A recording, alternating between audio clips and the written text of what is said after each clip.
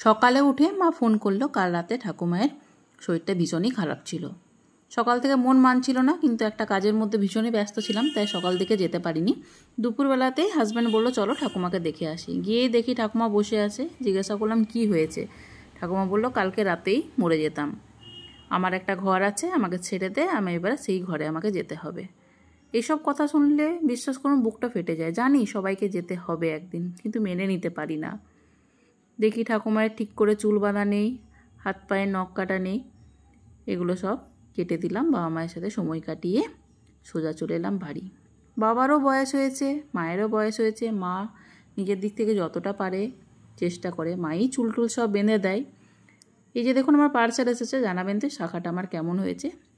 চলে গেলাম ডান্স ক্লাসে। এই যে গবলু দিদি বানিয়েছে একটা বারবি ডল দিয়ে কৃষ্ণ ঠাকুর, কি সুন্দর না, কেউ ধরতেই পারবে না এটা একটা পুতুল দিয়ে বানানো।